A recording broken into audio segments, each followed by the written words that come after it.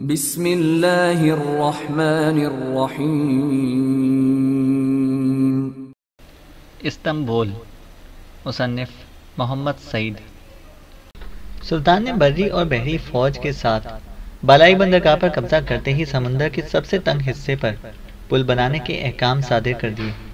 یہ حقیقت میں پل نہ تھا، بلکہ 50 ہاتھ چوڑی اور 100 ہاتھ لمبی گودی سی تھی، جو خالی پیپوں اور کنستروں کو ایک دوسرے سے جوڑ کر بنائی گئی تھی، اور اس کے اوپر ہموار تختے رکھ کر اسے سڑک کے طور پر استعمال کیا جا سکتا تھا۔ اس تیرنے والی سڑک پر سلطان نے 2 جدید توپیں نصب کی۔ اس کے آگے 7 چھوٹے چھوٹے جہازوں کا ایک بیڑا آراستہ کیا گیا، جن میں مہماتی طوفانی دستے اپنے پورے اسلحہ کے علاوہ فصیل پر چڑھنے کے لیے بڑے بڑے زینے سنبھالے فصیل کے اس حصے کی طرف بڑھے جو سب سے زیادہ قریب تھا۔ سلطان کی یہ دلیری دیکھ کر ایک طرف سے یونانی جنگی جہاز بندرگاہ کی طرف بڑھے، اور دوسری طرف سے انہوں نے سیال آگ اس کثرت سے برسانی شروع کی کہ بندرگاہ دھوئیں اور شعلوں میں نظروں سے اوجھل ہو گئی۔ مگر ایسے نازک وقت میں بھی سلطان پیش قدمی کرنے والے سپاہ کے آگے آگے تھا، اور جوش دلا دلا کر سپاہیوں کو اپنے ساتھ ثابت قدم رہنے کی تلقین کر رہا تھا۔ ساری ترک فوج محض اپنے سلطان کے آگے پیچھے حرکت کر رہی تھی۔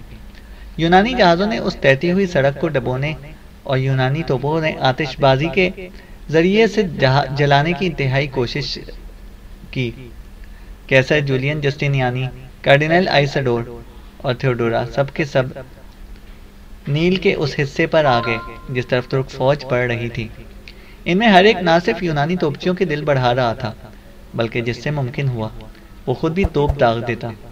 لیکن سلطان نے دشمن کے اس آخری سنبھالے کی بھی فکر نہ کی اور برابر آگے بڑھتا رہا۔ فصیل کے قریب پہنچ کر اس نے فوج کے عقب میں سب سے اونچے مقام پر کھڑے ہوئے تاتار کو اشارہ کیا، اور اچانک 14 توپ خانے فصیل پر آگ برسانے لگے۔ ساتھ ہی تیرتی ہوئی سڑک پر نصب شدہ توپوں نے آتش فشاں کی طرح پگھلا ہوا لوہا اگلنا شروع کر دیا۔ ترکوں کا یہ جوش و خروش دیکھ کر یونانی فوج دہشت زدہ ہو گئی، اور بالآخر ان کی توپیں خاموش ہو گئیں۔ ساحلی توپیں تو خاموش ہو گئیں، مگر یونانی جنگی جہاز اب ترکوں کے اور قریب آ گئے تھے۔ فصیل کی طرف بڑھتے وقت سلطان نے دراصل ان یونانی جنگی جہازوں کی نقل و حرکت پر بالکل توجہ نہ دی۔ ان کے لیے اس نے علیحدہ منصوبہ تیار کر رکھا تھا۔ جب وہ ترک جہازوں کی زد میں آ گئے تو 60 جہازوں کی 120 توپوں کے دہانے ان پر بیک وقت آگ اگلنے لگے۔ یونانیوں نے پہلی بحری جھڑپ میں دیکھ لیا تھا کہ ترک جہازوں پر مدافعت کا کوئی ہتھیار موجود نہیں، اس لیے وہ بے خطا ان کے قریب آ گئے تھے، اور ایسے قریب آئے کہ جب انہیں یہ معلوم ہوا کہ ترک جہازوں سے نکلنے والی آگ انہیں آگے نہ بڑھنے دے گی تو انہوں نے پیچھے ہٹنے کی کوشش کی، مگر دوسری طرف سے باسفورس میں ترکی بحری بیڑے کا ہلال ان کو اپنے حلقے میں لے چکا تھا۔ اب یونانی جہاز نہ پیچھے ہٹ سکتے تھے اور نہ ہی آگے بڑھ سکتے تھے۔ دیکھتے ہی دیکھتے یہ زبردست یونانی بیڑا سمندر کی تہ میں ڈوب گیا۔ اگرچہ یونانی ابھی تک قسطنطنیہ کی دوہری فصیل کے اندر محفوظ تھے، لیکن 40 دن کے محاصرے کے بعد یہ صاف دکھائی دے رہا تھا کہ قسطنطنیہ کی قسمت میں شکست کی جو ذلت لکھ دی گئی ہے اسے کسی طور پر ٹالا نہیں جا سکتا۔ کیسر نے اپنی فوج کو خوش کرنے کے لیے ہزاروں جتن کیے۔ قسطنطنیہ کے تمام گرجوں، خصوصیت کے ساتھ سینٹ صوفیہ کے انتہائی قیمتی تبرکات تک ان میں تقسیم کر دیے گئے، لیکن وہ گرتی ہوئی عمارت کو ذرا بھی سنبھالا نہ دے سکا۔ یہ انعامات تقسیم کرتے وقت اس نے بطریقوں سے یہ وعدہ بھی کیا کہ اگر ترکوں کا سیلاب واپس لوٹ گیا تو ہر گرجے سے جس قدر سامان لیا گیا اسے وہ 4 گنا کر کے واپس کرے گا۔ مگر اس کی ان باتوں پر کسی نے بھی اعتبار نہ کیا، بلکہ شہر میں یہ افواہیں عام ہو گئیں، کیسر بے دین ہو گیا ہے، اور لوگ یہاں تک کہنے لگے کیسر نے ترکوں سے امن حاصل کرنے کے مواقع محض اپنی کیسری برقرار رکھنے کے لیے ضائع کر دی ہے۔ افراتفری کے اس مہلک سیلاب میں تھیوڈورا ایک بار پھر قسطنطنیہ میں روشنی کے مینار کی طرح ڈٹ گئی۔ اس نے اپنی مختصر زندگی میں مذہبی جوش، سیاست، شجاعت، سازش اور مکر و فریب کے کئی انقلاب دیکھے تھے، لیکن مذہبی جنون سے اسے اس اب طاقت پرست بنا دیا گیا تھا۔ وہ سوچنے لگی تھی ترک اگر مسیحیت پر غالب آ رہے ہیں تو محض اپنی طاقت کے ذریعے، اپنے زور بازو سے، تو پھر ترکوں پر غالب آنے کے لیے عیسائیوں کو بھی صرف طاقت ہی کی ضرورت تھی، اور یہ طاقت وہ اپنے جی ہی جی میں کہنے لگی۔ سینٹ صوفیہ اور سینٹ پیٹر، مشرقی اور مغربی کلیساؤں میں نصب شدہ مجسموں اور اس صلیب کو جس پر حضرت عیسیٰ کے خون کے داغ ابھی تک نظر آ رہے ہوں، انہیں بیچ کر بھی حاصل کر لی جائے تو یہ عمل بالکل جائز ہے۔ یہ خیال آتے ہی وہ قسطنطنیہ کی فصیل سے اتر آئی، شہر کے کوچہ و بازار میں آ کر تھرکنے لگی اور یونانیوں کو صاف صاف کہنے لگی، ہم نے سینٹ پیٹر اور سینٹ صوفیہ میں مقدس باپ اور کنواری ماں کے قدموں میں بیٹھ کر مسیحیت کے غلبے اور اسلام کی تباہی کے لیے رو رو کر ہزار ہزار دعائیں مانگی۔ ہم نے آسمانی بادشاہت کی سلامتی کے لیے گڑ گڑا کر خداوند یسوع مسیح کو بارہا جوش دلایا، مگر ترکوں کی توپوں کی گھن گرج نے انہیں بالکل بہرا کر دیا ہے۔ شاید روحیں مسیحیوں کی بزدلی سے تنگ آ کر دوبارہ آسمان کی طرف پرواز کر گئی ہیں۔ وہ سینٹ صوفیہ اور سینٹ پیٹر کو عثمانی گھوڑوں کا استبل بنتے نہیں دیکھ سکتے۔ بہادر یونانیوں، یہ نہ صرف تمہاری عورتوں اور اولاد کی سلامتی کے لیے آخری جنگ ہے، بلکہ مسیحیت اور مسیح کی عظمت برقرار رکھنے کے لیے آخری صلیبی جہاد بھی ہے، اور اگر اسے کامیاب بنانے کے لیے مسیحی کے مجسمے اور صلیبی بھی بیچ دی جائیں تو جائز ہے۔ آگے بڑھو، اس سے پہلے کہ ترک ان مجسموں کو اپنے گھوڑوں کے سموں کے نیچے ریزہ ریزہ کر دیں، تم اپنی زندگیاں ان پر قربان کر دو اور باہر نکلو، اور سلطان محمد کو صوفیہ میں داخل ہونے سے پہلے فصیل کے باہر ہی روک لو۔ تھیوڈورا یونانیوں کو مسیح کے نام پر ابھارنے کی کوشش کر رہی تھی، مگر کیسر نے آخری بار صلح کے لیے سلسلہ جنبانی شروع کر دی۔ حقیقت میں وہ ایسی شرطوں پر صلح کرنے کے لیے تیار ہو گیا جو اس کے مذہبی تقدس اور شاہانہ وقار کو اونچا رکھ سکیں، مگر جب کیسر کا وفد سلطان کے پاس گیا تو اس نے انہیں صاف صاف کہہ دیا، میں اس وقت جب کہ کامیابی میرے قدم چومنے والی ہے کیسر سے صلح کے لیے ہرگز تیار نہ ہوتا، مگر اسلامی قانون سے سرتابی نہیں کر سکتا، اور صلح ان شرائط پر ہوگی۔ سلطان نے انہیں بتایا، یا تو کیسر اسلام قبول کر لے، یا قسطنطنیہ میرے حوالے کر دے اور یا بہادروں کی طرح میدان سے نکل کر مجھے مار دے یا میرے ہاتھ سے مر جائے۔ اس نے اپنے خیال کی اس طرح وضاحت کی، اگر کیسر ہتھیار ڈال دے تو قسطنطنیہ کی ساری آبادی کا جان و مال محفوظ ہوگا، یہاں رہنے والوں کی جاگیریں اور مکانات ان کے پاس رہنے دیے جائیں گے، جانے والوں کو حفاظت کے ساتھ شہر سے باہر نکال دیا جائے گا، اور کیسر کو قسطنطنیہ میں رہنے کے لیے موزوں مکان اور 5000 یونانی دینار کا ماہانہ وظیفہ دیا جائے گا۔ اگرچہ کیسر ان شرطوں پر صلح کے لیے تیار تھا، مگر جولین اور تھیوڈورا کی لعنت ملامت نے اسے ایسا کرنے سے باز رکھا، اور ایک ہفتے کی سفارتی گفتگو کے بعد دونوں طرف سے قسمت کے آخری فیصلے کا انتظار کیا جانے لگا۔ سلطان کئی دنوں تک قسطنطین کے شہر اور مسیحیوں کی مشرقی سلطنت کے دارالحکومت پر آخری ضرب لگانے کے لیے تیاریوں میں مصروف رہا، اور اس نے عام حملے کے لیے 29 مئی کا دن مقرر کر دیا۔ 27 کی شام کو اس نے فوج کے اعلیٰ افسروں کو قطعی احکامات سنا دیے۔ سلطانی خیمے میں چوٹی کے افسروں کی مجلس سے مشاورت منعقد ہوئی، اور پھر سلطانی نقیب سارے کیمپ میں پھیل کر سلطانی احکام، حملے کا مقصد اور بہادر سرداروں اور مجاہدوں کے لیے انعام و اکرام کے وعدوں کا اعلان کرنے لگا۔ سلطان نے حکم دیا کہ 28 مئی کو ہر ایک سپاہی روزہ رکھے گا، تمام دن روحانی اور جسمانی عبادت و ریاضت میں بسر کرے گا، اور اسے اپنی زندگی کا آخری دن سمجھ کر نہایت خشوع و خضوع کے ساتھ یاد الہی میں گزارے گا۔ 28 مئی کا سارا دن سلطان کے لیے بڑی مصروفیت کا دن تھا۔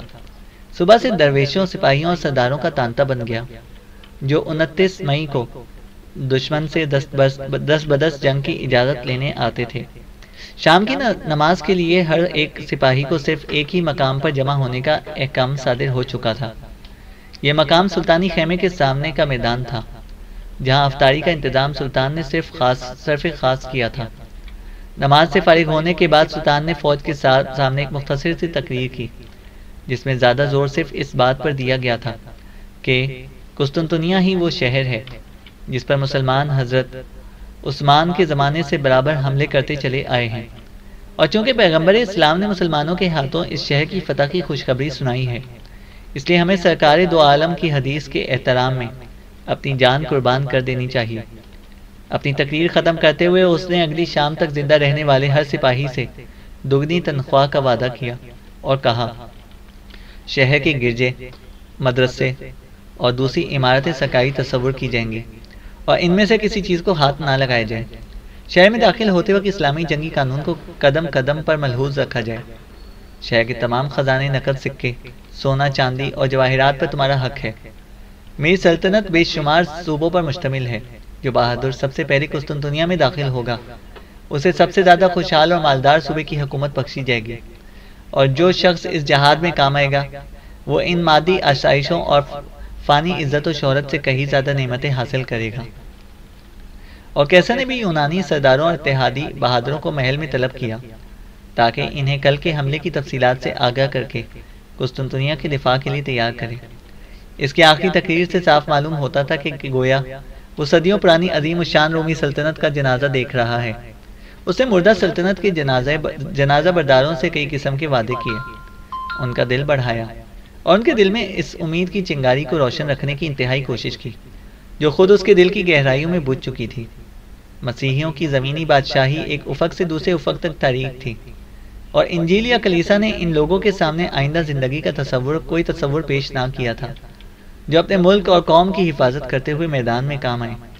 مگر اس کے باوجود کیسر کے آنسوؤں، جولین کے جھوٹے وعدوں اور محاصرے کے عذاب نے یونانی جوانوں کو مایوس اور دل شکستہ کر دیا تھا، اور تھیوڈورا ایک ایک سردار کو جوش دلا رہی تھی، منتیں کر رہی تھی، جیسے وہ کہہ رہی ہو مسیحی دین کو بچا لو، کنواری ماں کے مجسمے کو بچا لو، اور خود مجھے بچا لو۔ اور آخرکار اپنے اہل و عیال اور جان و مال سے بے نیاز ہو کر ان لوگوں نے اپنی زندگیاں قسطنطنیہ کی مدافعت کے لیے وقف کر دی، اور ہر ایک سردار فصیل پر اپنے اپنے مخصوص مورچوں میں ساری رات جاگتا رہا۔ کیسر، جولین، تھیوڈورا، جسٹینیانی اور کارڈینل آئسڈور کے جلووں میں اپنے باڈی گارڈ کے ساتھ صوفیہ کے کلیسا میں آیا، اور یہیں ان لوگوں نے بھیگی آنکھوں اور عاجزانہ دعاؤں کے ساتھ ہم مشربی کی رسم ادا کی، جہاں جولین نے اپنی جادو بیانی سے ہر ایک شخص کو موت کا شیدائی بنا دیا۔ آج وہ ہنگری کی بے خوف سپہ سالار ہونیاڑی کے لیے بہت بیقرار تھا۔ تھیوڈورا اس وقت اپنے سفید ریشمی لباس میں ایک ایسی دیوی دکھائی دیتی تھی جو آسمانی بادشاہت سے فرشتوں کے لشکر کی آمد کا پیغام لے کر صوفیہ میں ابھی آئی ہو۔ یونانی سائرات خندق کے کنارے توپیں، گولے، پتھر، تیر اور خوراک کے ذخیرے ڈھونڈتے رہے۔ جہاں جہاں فصیل میں شگاف پڑ چکے تھے وہاں حفاظت کے لیے یونانی بیڑے کے جہاز تعینات کر دیے گئے۔ موت کے خوف نے خاموشی سے قسطنطنیہ پر قبضہ کر لیا۔ آخرکار 29 مئی سن 1453 کی پو پھٹی، اور ترک معمول کے خلاف توپ کے ابتدائی گولے سے جنگ کا آغاز کیے بغیر قسطنطنیہ پر خشکی اور تری کی طرف بڑھے۔ قدیم جنگی ترتیب کے مطابق ہراول دستے ان ناتجربہ کار نوجوانوں پر مشتمل تھے جنہیں جنگ کے آداب سے کوئی واقفیت نہ تھی۔ ترک اپنے دشمنوں کا پہلا وار ہمیشہ ایسے ہی پیدل دستوں پر روکتے تھے۔ یونانیوں نے اپنی بے پناہ آتش باری سے ان کے سامنے بھڑکتی ہوئی آگ کی دیواریں کھڑی کر دیں، مگر ترکوں کا ریلا اس قدر زوردار تھا کہ جو سپاہی ایک مرتبہ اس کی زد میں آ گیا وہ پھر کسی اور طرف نہ جا سکا۔ دیکھتے ہی دیکھتے ترک لاشوں سے خندق پٹ گئی، اور دوپہر تک انتہائی گھمسان کی جنگ کے بعد یہ نظر آتا تھا گویا وہ قوت پارا پارا ہو چکی ہے جو ترک فوجوں کی پیش قدمی کا منبع تھی۔ میدان جنگ میں موت زندگی سے زیادہ کارآمد ثابت ہوتی ہے۔ ترک اپنی لاشوں سے خندق پاٹ چکے تھے، اب میدان اور فصیل کے درمیان راستہ ہموار ہو چکا تھا۔ صرف یونانی توپ خانے باقی تھے جن کے دہانے آگ کی طرح سرخ ہونے کے بعد تقریباً ٹھنڈے ہو رہے تھے، اور یونانی صفوں میں توپوں کی گھن گرج کی جگہ اب کیسر، جولین، تھیوڈورا اور جسٹینیانی کے کھوکھلے نعرے گونج رہے تھے۔ سلطان میدان جنگ کا جائزہ لینے کے لیے ایک ٹیلے پر چڑھ گیا۔ دن ڈھل رہا تھا، یونانیوں کا جوش و خروش ختم ہو رہا تھا، ترکوں کے حوصلے لمحہ بلمحہ بلند ہو رہے تھے۔ سلطان نے اپنے چیدہ سواروں سمیت آخری حملے کی تیاری شروع کر دی۔ وہ ٹیلے سے نیچے اترا تو تاتار اس کے سامنے کھڑا تھا۔ سلطان اسے دیکھ کر مسکرایا اور کہا، کہو کیا خوشخبری سنانے آئے ہو؟ میں قسطنطنیہ پر آخری حملہ کرنے کی اجازت لینے کے لیے آیا ہوں، تاتار نے کہا۔ تمہیں کس نے روکا ہے؟ 14 توپخانے تمہارے اشاروں پر کام کر رہے ہیں، اور اب اس کی کوئی قید نہیں کہ تم فصیل کے کس حصے پر گولے پھینکو۔ بات ختم کر کے سلطان تاتار کے قریب آ گیا۔ توپ خانے اپنا کام کر رہے ہیں، لیکن میں اپنے مختصر سے دستے کے ساتھ فصیل پر پہلا حملہ کرنا چاہتا ہوں، سلطان نے کہا، اور ہماری طرف سے تمہیں اس کی بھی اجازت ہے۔ یہ سن کر تاتار گھوڑے کو سر پر دوڑاتا ہوا پہلے توپ خانے کے پاس آیا، ایک ہوشیار افسر کو اپنی جگہ پر مقرر کیا، اسے ضروری ہدایات دی، اور پھر 30 سپاہی ساتھ لے کر فصیل کی طرف بڑھا، جہاں اسے کیسر اور اس کے سپاہی قریب ہی سیاہ پوش مسیحی راہب جولین اپنی سپاہ کا جوش بڑھاتا ہوا دکھائی دے رہا تھا۔ سلطان اپنے ارد گرد اناتولیا، رومانیہ اور اپنے محافظ دستوں کے سپاہی جمع کر چکا تھا۔ وہ شام سے پہلے اس جنگ کا فیصلہ کر دینا چاہتا تھا۔ جانثار نے ولولوں اور امنگوں کے ساتھ سلطان کے آگے پیچھے سمندر کی لہروں کی طرح موج در موج بڑھ رہے تھے۔ اب فصیل پر قبضہ کرنے کے لیے آخری جنگ شروع ہو چکی تھی۔ سلطان اپنے شبرنگ گھوڑے پر بیٹھا، ہاتھ میں بھاری آہنی گرز سنبھالے، سپاہیوں کو مختلف مقامات پر حملہ کرنے کے لیے اشارے کر رہا تھا۔ کمزور دل سپاہیوں کی آہوزاری اور زخمیوں کی چیخو پکار جنگی باجوں کی ہیبت ناک آواز میں دب گئی۔ سلطان کو معلوم تھا کہ ایسے موقعوں پر نعروں اور تکیروں کی نسبت طبلِ جنگ کی آواز سپاہیوں کے خون کی گردش تیز کرنے کے لیے انتہائی مفید ثابت ہوتی ہے۔ صفوں، جہازوں اور تیرنے والے پل سے ترک توپیں چاروں طرف آگ برسا رہی تھیں۔ شہر اور میدان ترک اور یونانی اس دھوئیں کے بادلوں میں چھپ گئے تھے، جس کے ختم ہونے کی صرف دو ہی صورتیں تھیں، یا تو ترک ختم ہو جائیں اور یا رومی سلطنت کا دارالحکومت۔ ترک ایک ایک انچ زمین کے لیے لڑ رہے تھے اور سلطان ان کی شجاعت پر ہدیہ تبرک پیش کر رہا تھا۔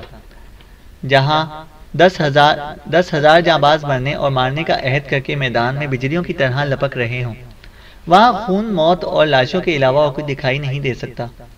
فصیل کے جس حصے پر خون، موت اور تباہی کا یہ کھیل کھیلا جا رہا تھا، وہاں ساری قسطنطنیہ کی دفاعی قوت اکٹھی ہو چکی تھی۔ کیسر، جولین، جسٹینیانی اور آئسڈور اسی مقام پر تھے اور یونانیوں کے حوصلے بڑھا رہے تھے۔ سلطان 10,000 جانبازوں کے ساتھ فصیل کے اندر داخل ہونے کی کوشش کر رہا تھا اور تاتار صرف 30 سپاہیوں کے ساتھ یونانی صفوں میں کسی ایسے شگاف کا منتظر تھا جس میں وہ اپنے دستے کے ساتھ کسی طرح گھس جائے۔ لیکن یونانی آہنی دیوار کی طرح جمے ہوئے تھے، جہاں ایک سپاہی گرتا وہاں 20 اور آ جاتے اور ان میں سے ہر ایک سپاہی سر سے پاؤں تک لوہے میں غرق ہوتا۔ جنگ جنون کی منزلوں تک جا پہنچی تھی۔ سورج نے مغربی افق کو رنگنا شروع کر دیا تھا، روشنی زردی میں اور زردیاں سرخیوں میں بدلنے لگی تھیں۔ تاتار کو ایسے محسوس ہوا جیسے اس محاذ کی اصل قوت وہ سیاہ پوش راہب ہے جو کیسر سے بھی زیادہ ترکوں کی پیش قدمی کے آگے رکاوٹ پیدا کر رہا ہے۔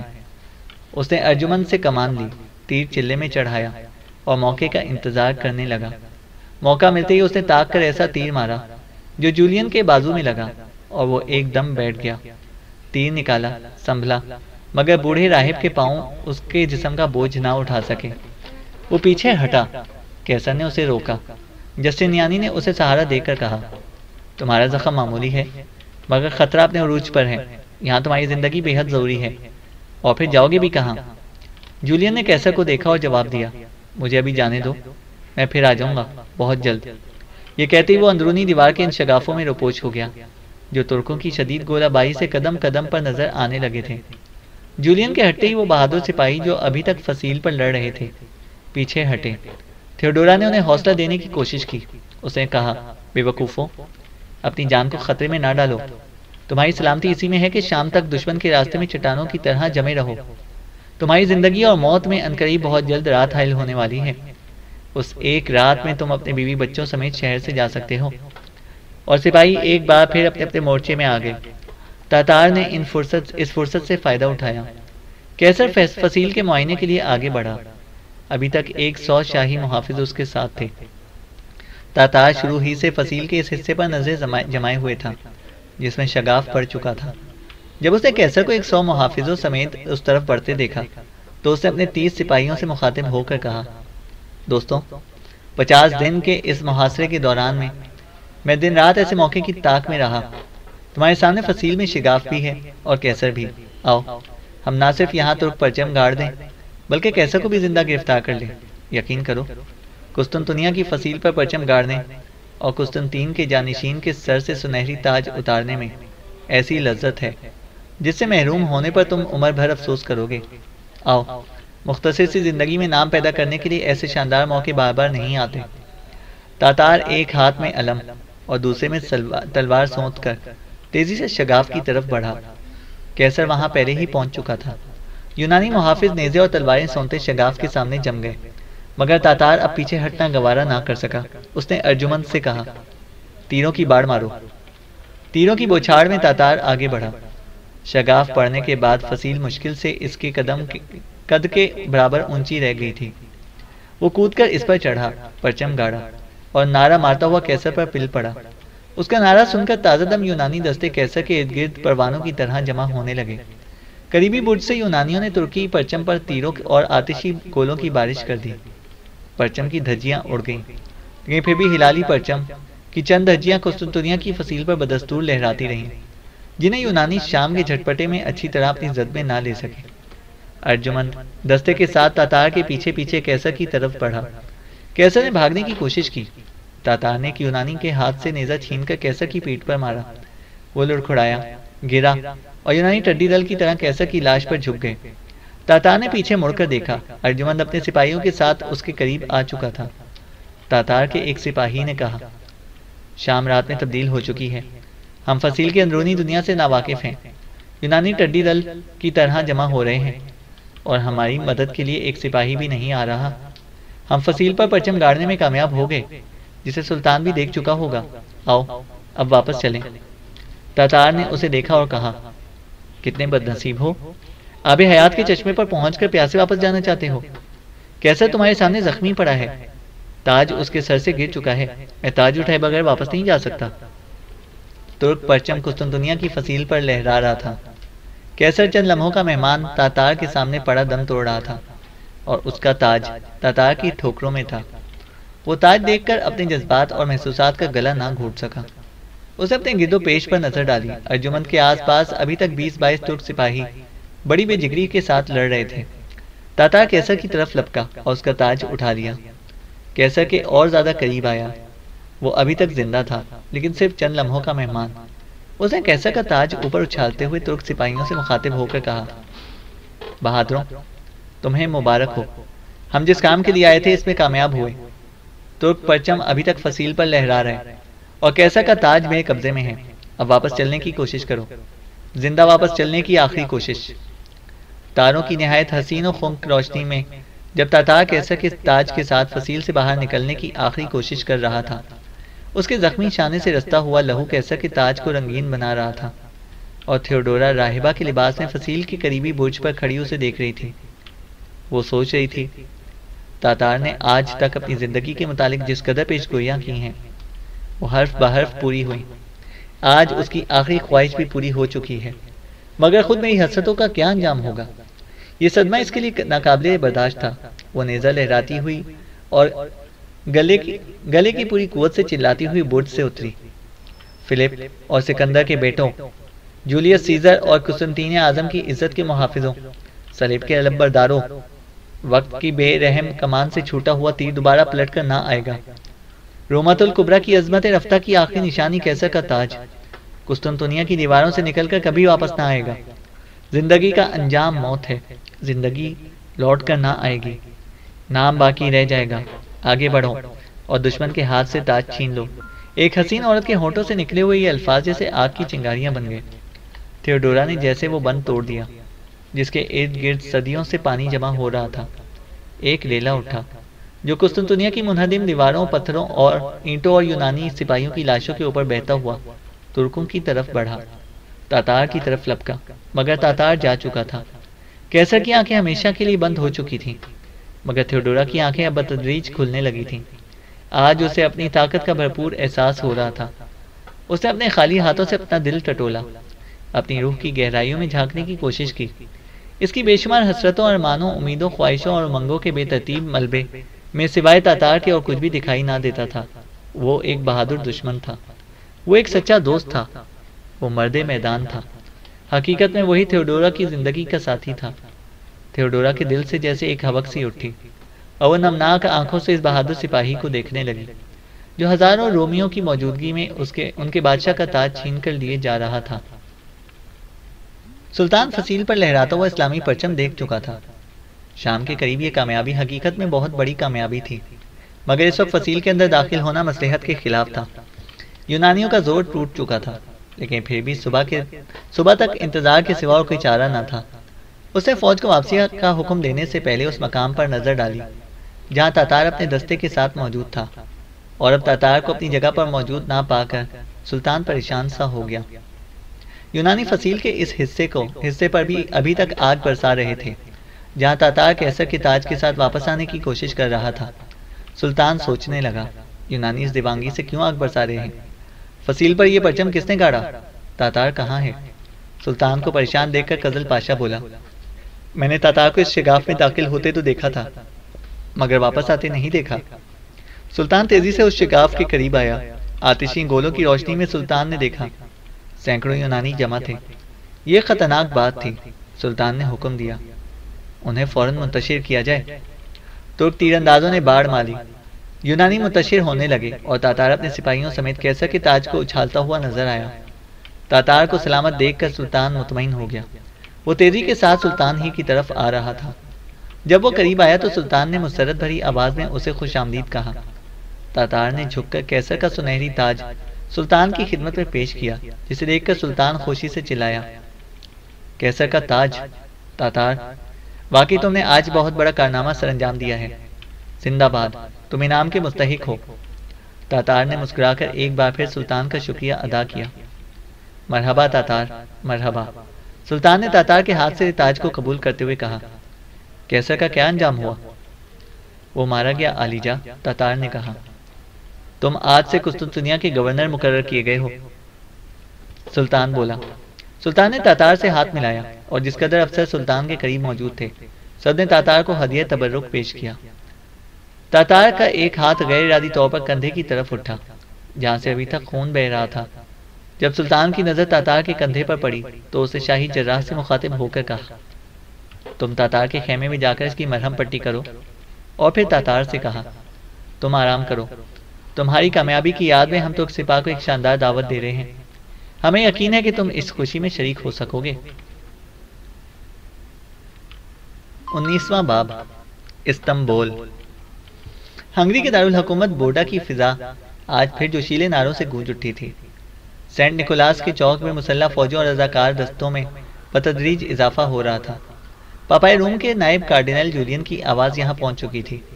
سلطان محمد کی قسطنطنیہ پر طوفانی الغار کے افسانے اب حقیقت بنتے جا رہے تھے۔ مسیحی یورپ میں ایک سرے سے دوسرے سرے تک پھر سے مذہبی تعصب کی آگ بھڑک اٹھی تھی، اور آج پھر ہنگری کا مشہور سپہ سالار ہونیاڑی سب کی توجہ کا مرکز بنا ہوا تھا۔ ولادی سلاس کے محل کا مخصوص ہال مشیروں اور فوجی سالاروں سے بھرا ہوا تھا۔ اس اجتماع میں قسطنطنیہ کے لیے مؤثر کمک بھیجنے کے سوال پر غور ہونے والا تھا۔ جولین کا ایلچی ہونیاڑی کے قریب ہی ایک کرسی پر بیٹھا اس ساری صورتحال کا جائزہ لے رہا تھا۔ جب تمام سربراوردہ مسیحی لیڈر جمع ہو گئے تو ہال کے تمام دروازے بند کر دیے گئے اور ہونیاڑی کا اشارہ پا کر جولین کا ایلچی اپنی جگہ پر کھڑا ہوا۔ اس نے نہایت درد بھرے لہجے میں قسطنطنیہ اور اس کے باشندوں کی داستان مظلومیت سنائی، اور جب اس نے یہ کہا کہ اس وقت کیسر کا تاج خطرے میں ہے تو ہال کے ایک کونے سے آواز آئی، کیسر کا تاج ہی نہیں، مسیح کی عظمت بھی خطرے میں ہے۔ اس آواز پر تھوڑی دیر کے لیے حاضرین کے دلوں میں جوش پیدا ہو گیا۔ نوجوان سالاروں کے ہاتھ اپنی تلواروں کے قبضوں پر جا پڑے اور سب نے ایک ساتھ کہا، ہم اس خطرے کو ہمیشہ کے لیے مٹا دیں گے۔ ہونیاڑی مسکراتا ہوا اٹھا۔ اس نے ہال میں چاروں طرف نگاہ دوڑائی، ہر شخص کے چہرے کو غور سے دیکھا اور پھر تقریر کرنے کے لیے اپنا دایاں ہاتھ بلند کیا۔ سارے ہال پر خاموشی چھا گئی۔ ماضی کی تاریخ اس کے چہرے پر کندہ تھی۔ اس نے اس تاریخ کے اوراق کو الٹا اور پھر بلند آواز میں پکارا، آج ہم اپنی قومی زندگی کے ایک ایسے موڑ پر کھڑے ہیں جہاں سے پیچھے پلٹنے کے تمام امکانات ختم ہو چکے ہیں۔ ہمارے سامنے ایسی آگ بھڑک رہی ہے جس کے شعلے صلیب مقدس کے ساتھ ساتھ اس کے ہر محافظ کو بھی اپنی لپیٹ میں لے چکے ہیں، اور اگر ہم مسیح کی عظمت کو تسلیم کرتے ہیں تو ہمارے لیے یہاں محض ایک تماشائی کا کردار ادا کرنا بہت مشکل ہے۔ قسطنطنیہ کے بعد یقیناً ہماری باری ہے، اور اگر ہم آج آنکھیں بند کر کے آگ کے اس سمندر میں کود پڑتے ہیں تو بہت ممکن ہے کہ اس آگ کو اپنی سخت جانی سے ٹھنڈا کر دیں، اس کے شعلوں کا رخ دوسری طرف موڑ دیں، اور اگر نامرادی ہی ہمارا مقدر ہو چکی ہے تو بہادروں کی موت کیوں نہ مرے، اپنے مذہب کی تقدس کی حفاظت کرتے ہوئے جان کیوں نہ دیں، ہونیاڑی کہہ رہا تھا۔ بے شک، بے شک، ہم تیار ہیں۔ ہال ایک بار پھر تند و تیز نعروں سے گونج اٹھا۔ ہونیاڑی نے اپنا ہاتھ پھر بلند کیا اور جب لوگ خاموش ہو گئے تو مختصر لفظوں میں اپنا فیصلہ سنا دیا۔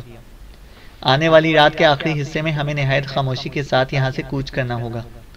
ہمارے پاس سینٹ نکولاس چوک کی حیثیت بدستور فوجی کیمپ کی رہے گی۔ نئے رضاکار بھرتی ہوتے رہیں گے اور کمک کا سلسلہ اس طرح جاری رہے گا کہ کبھی ٹوٹنے نہ پائے۔ ہونیاڑی کے اس فیصلے کی ہر طرف سے تائید کی گئی، اور پھر تقریباً ہر شخص آنے والے واقعات کے بارے میں سوچنے لگا۔ ولادی سلاس کے محل میں جو کچھ ہوا انتہائی رازداری سے ہوا، لیکن ہونیاڑی کا یہ فیصلہ اس خاص اجتماع کے منتشر ہونے سے بھی پہلے سارے بوڈا میں پھیل چکا تھا اور ہر شخص قسطنطنیہ چلو کا نعرہ لگا رہا تھا۔ چینل کو سبسکرائب کریں اور بیل آئیکن کو پریس کریں تاکہ ہماری ہر اپڈیٹ آپ کو بر وقت مل سکے۔